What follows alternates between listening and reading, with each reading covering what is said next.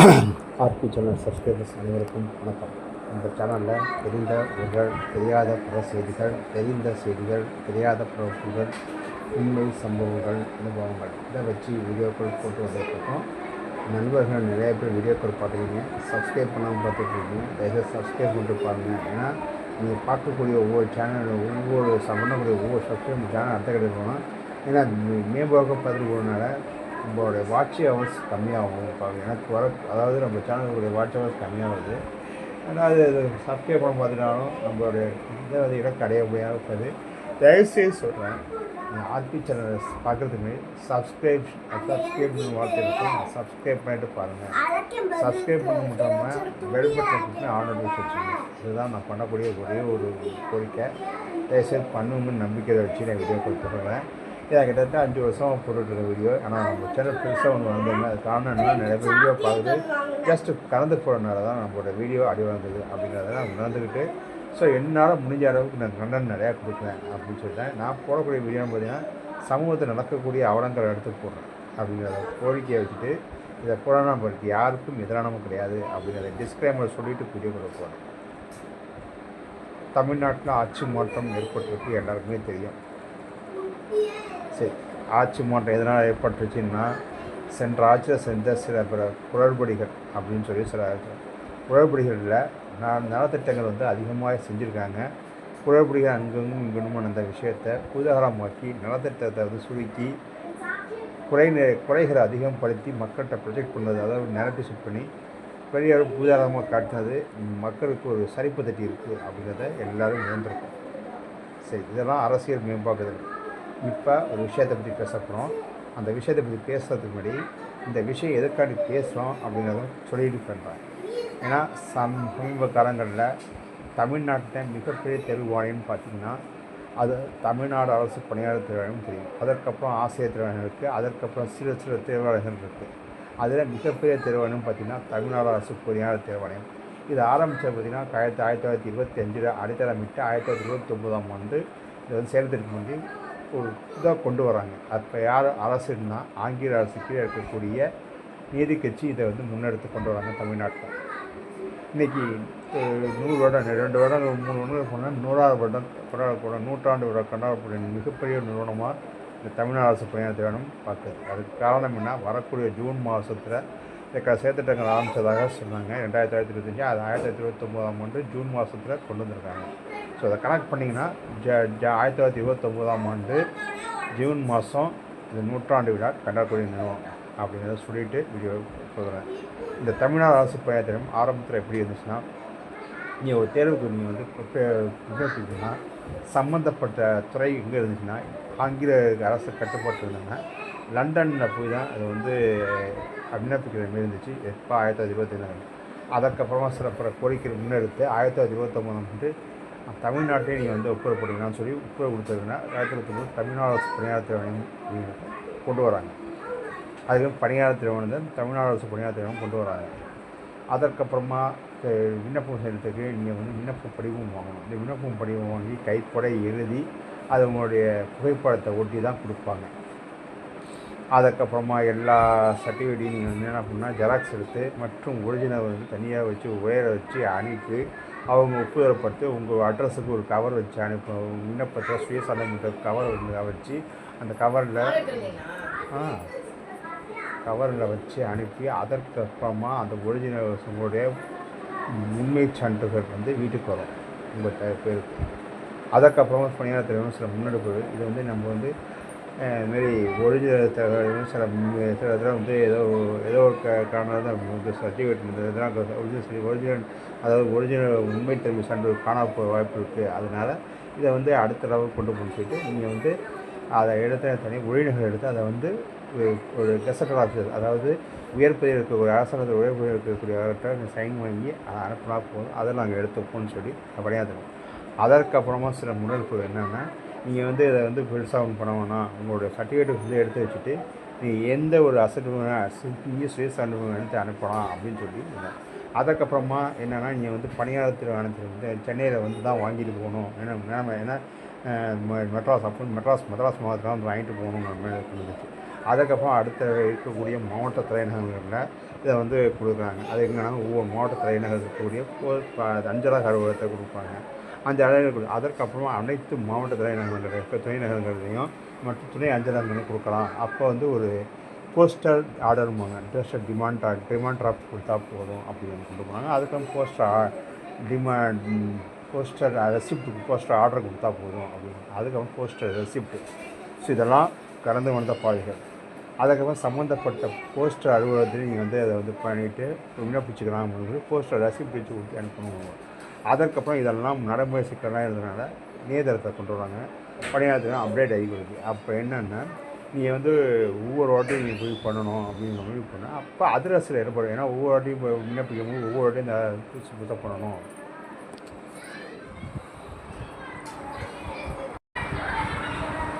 அதுக்கப்புறமா இதை வந்து ஒவ்வொரு வாட்டியும் இணையதளத்தில் போய் பண்ணணும்னு சொன்னால் அதுக்கப்புறமா ஒரு இது பண்ணுறோம்னா 2011 ஆண்டு ஒரு முடிவெடுத்து கொள்கை ரீதியான முடிவெடுத்து என்னென்னா நீங்கள் ஒரு வாட்டி பண்ணிட்டீங்கன்னா உங்களோட சர்டிஃபிகேட்டெல்லாம் உங்களோட விண்ணப்பங்களாம் அதை வந்து ஒரு இணையதளத்தில் நீங்கள் வந்து உங்கள் பேரில் ஒரு ஐடி பயனாளர் ஐடி மற்றும் கடவுச்சொல் கொடுப்பேன். அந்த ஐடி அந்த இதை கொடுத்தீங்கன்னா உங்களோட தகவல்கள்லாம் இருக்கிற மாதிரி கொண்டு வந்தாங்க. அதில் ஒரு சில மாற்றங்கள். அது என்ன முக்கியமான தகவல்கள் என்னென்னா இந்த வருவாய் சான்று, இந்த கம்யூனிட்டி ஜாதி சான்று மற்றும் சில இதர சர்டிஃபிகேட் நம்பர்லாம் தூக்குவாங்க.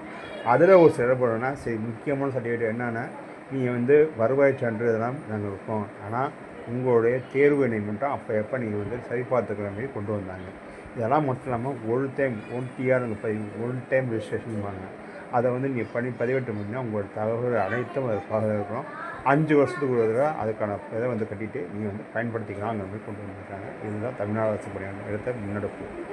இன்னும் அது முன்னெடுப்பு பண்ணணும்னு சொல்லி சேர்த்துருக்கிறதுக்கு அதெல்லாம் சேர்த்துட்டவங்க ஒரு ஆட்சிக்காரங்க பண்ணுறக்கூடியது.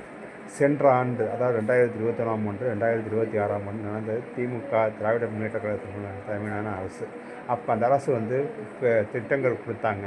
ஏன்னா 1,00,000 பணியாளர்கள் நாங்கள் கொடுப்போம்னு சொல்லி அது வந்து எப்படின்னா நாங்கள் 1,00,000 பணியாளர்கள் நிற்கும்னு சொல்லிட்டு 69,000 70,000 பணியாளர்கள். அதாவது தமிழ்நாடு அரசு பணியாளர்லேருந்து நாங்கள் 20,000 தோராயமாக 20,000 25,000 வேக்கண்ட் நாங்கள் இதை வந்து காலி பணியாளர்கள் விண்ணப்பிச்சிருக்கோம். தோராயமாக 70,000 பணியாளர்கள் மற்றும் மற்ற திறவணையம் ஆசிரியர் திறவணையம் இருக்கட்டும், இல்லை டெட்டு திறவணையம் இருக்கட்டும், போலீஸ் தமிழ்நாடு சீருடை பணியாளர் இருக்கட்டும், மற்றப்பட்ட சின்ன சின்ன அண்ணா கிடைக்கிறது இருக்கக்கூடிய இந்த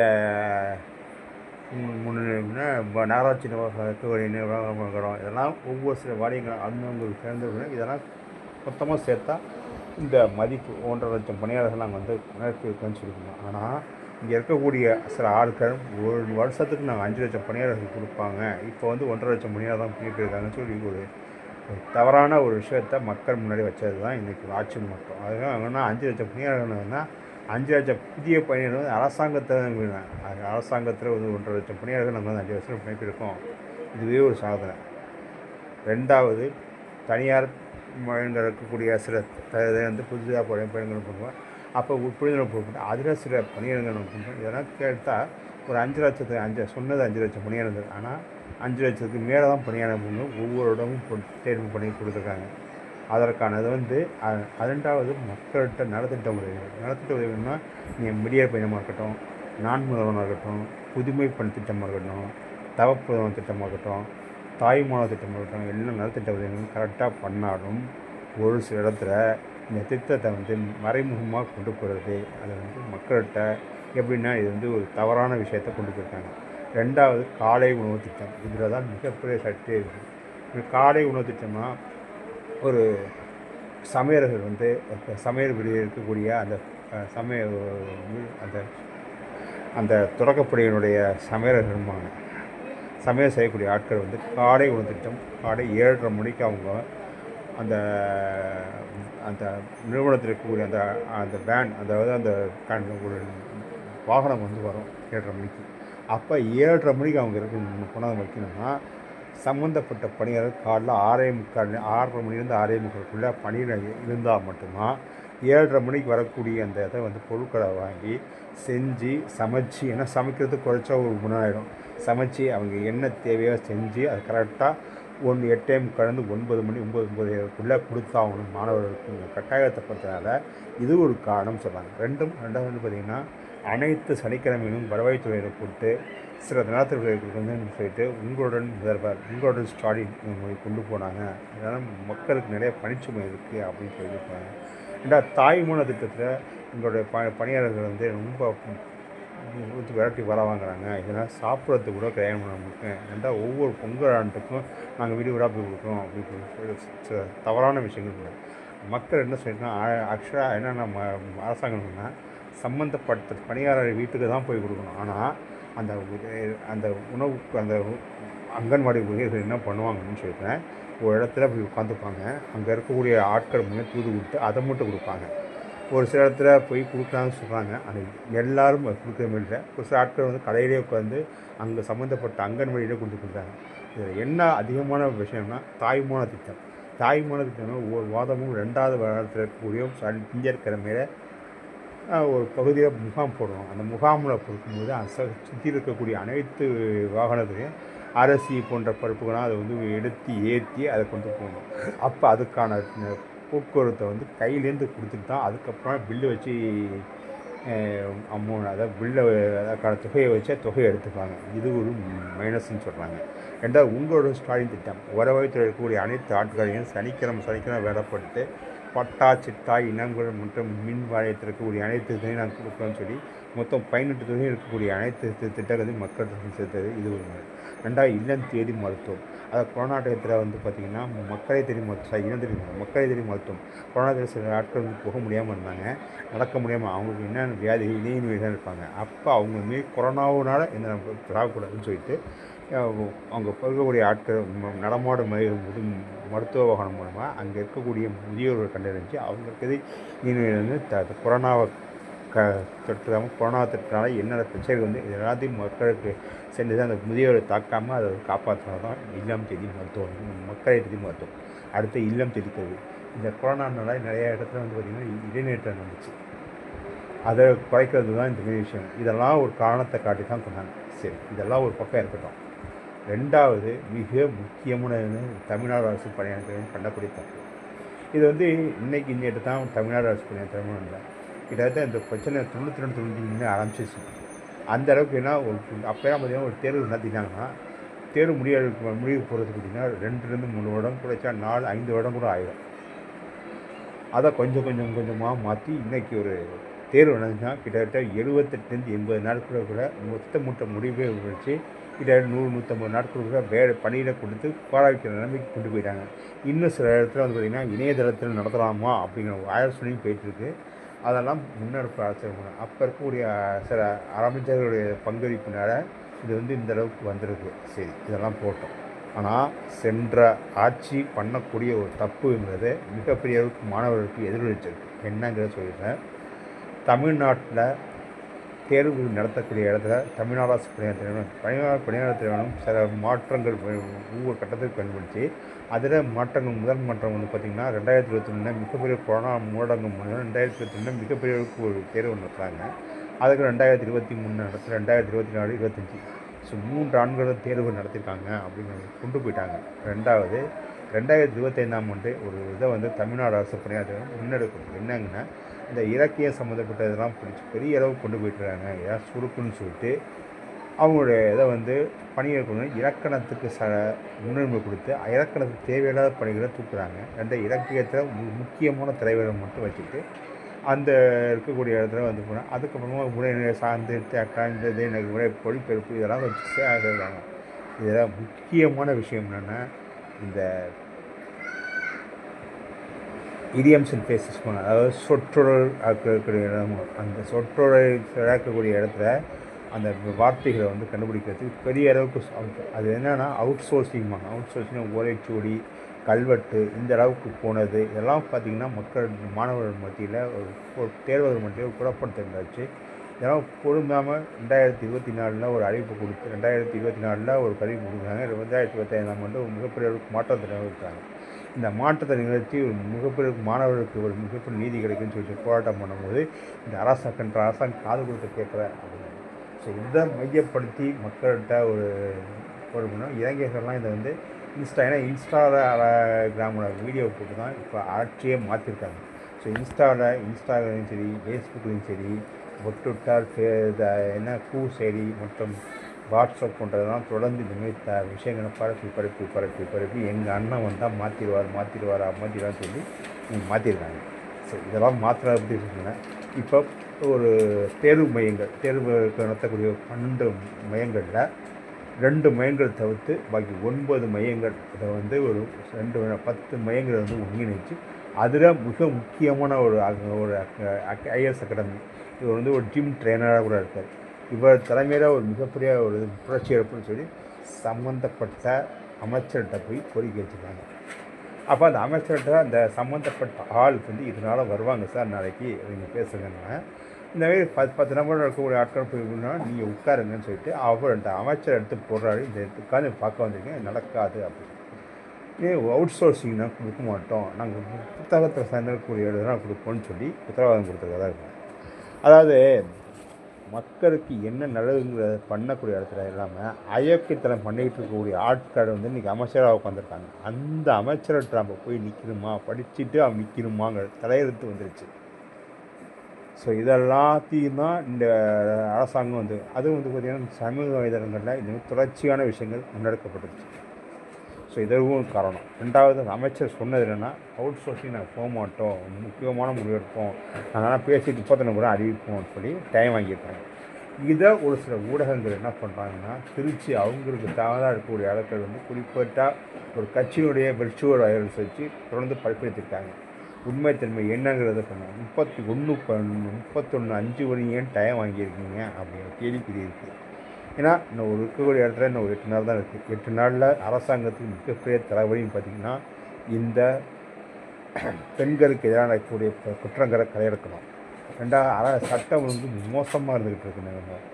ஸோ இதெல்லாத்தையும் இப்போ இந்த 8 நாள் கூட இந்த முடிவு எடுத்துருவீங்களா? ஏன்னா அரசாங்கம் அமைச்சர் சொன்னது நாங்கள் முதலமைச்சர்கிட்ட பேசிவிட்டு ஒரு முடிவு கொடுப்போம்னு சொல்லி 8 நாளாக வருமாங்கிறத தெரியல. ஆனால் எதுக்கும் இந்த அரசாங்கம் என்ன சொல்லியிருக்குன்னா, மக்கள்கிட்ட ஒரு தவறான விஷயத்தை முன்னெடுத்துட்டு அப்படின்னு சொல்லி தான் சில ஆட்கள் சொல்லலாம். ஆனால் ஒரு சில அகாடமியில் என்ன சொல்கிறாங்கன்னா, இல்லைங்க அமைச்சர்கள் நல்லா மதிமுடியும்னு சொல்லிட்டு மாணவர்கள் மேலும் குழப்பிட்டு இருக்காங்க. அதாவது படிக்கணும்னு நினச்சா எப்படி வேணால் படிக்கலாம், அது அடுத்த பிரச்சனை. ஆனால் ஒரு சில தவறு திருத்தி பண்ணுறதுக்கு வழக்கு கொடுத்துருக்கோம். ஸோ இந்த அரசாங்கத்தை நம்பி தான் மக்கள் இருக்காங்க, மக்களை நம்பி அரசாங்கம் கிடையாதுங்கிற மாதிரி தான் போயிட்டுருக்கு. ஸோ அரசாங்கத்தை நம்பி மக்கள் இருக்காங்க. ஏன்னா மக்களுக்கு போட்டோட முடிவு வச்சு அப்போ எல்லாமே மக்களுக்கு அப்புறமா நீங்கள் நல்லது பண்ணுவீங்கன்னா பண்ணலையா அது அடுத்த பிரச்சனை. ஆனால் உங்களை சார்ந்து சில ஆட்கள் இருக்காங்க. அதில் இந்த குறிப்பிட்ட ஒரு அகாடமி, இந்த அகாடமியில் தொடர்ந்து அவதூறு பரப்பி தான் அவங்க வந்து வேலையை படுத்திட்டுருக்காங்க. தயவுசெய்து இந்த விஷயத்தெல்லாம் கைவிடுங்க. ஏன்னா போதும், இது வந்து கேன்வாஸ் பண்ணக்கூடிய வேலை. நீங்கள் அதுக்கு காசு வாங்கி என்ன முடியும், அந்த கட்சிக்கிட்ட என்ன காசு வாங்கினீங்க, மக்கள்கிட்ட என்ன தவறான விஷயத்தை கொடுத்தீங்க, தேர்வை எப்படி குறைப்புனீங்க, எல்லாம் தெரியும். நான் ஏன் எடுத்து விடலை. ஆனால் நல்லது நடக்குன்னு சொல்லி நீங்கள் முன்னெடுத்துருக்கீங்க விஷயத்தில். 31/5க்குள்ளே இந்த விஷயம் நடக்கிறான்னா இந்த அகாடமியில் என்ன போய் சொல்ல போகிறாங்க அப்படிங்கிறத ஒரு கேள்விக்குறி வைக்கிறேன். தொடர்ந்து தவறான விஷயங்கள் இதை வந்து ஒரு சில ஆட்கள் ஊடகத்தை தொடர்ந்து பரப்பிட்டே வந்துட்டுருக்காங்க. உண்மை நன்மை என்னங்கிறது அங்கே இருக்கக்கூடிய பணியாற்றுறை அமைச்சர் வந்து நல்லவரா கெட்டவரா அப்படிங்கிறத ஃபஸ்ட்டு பார்க்கணும். அவர் மேலே என்ன, அவர் சொன்ன தப்பு செய்கிறது ஒன்று சொல்கிறது ஒன்றா, செய்கிறது ஒன்றா இருக்கும். இதுதான் அந்த அமைச்சருடைய பொறுப்பில் இருக்கார். நம்ம அதுக்குள்ள பேசக்கூடாது. சரி மக்கள் சப்போஸ் இந்த அமைச்சர் சொன்னது நடக்கிறான்னா 1/6 இந்த அக்னைட் அகாடமியும் தேர்வுகிட்ட மன்னிப்பு கடிதம் ஒரு வீடியோ போடணும் அப்படிங்கிற கோரிக்கையை வச்சு வீடியோ முடிக்கிறேன்.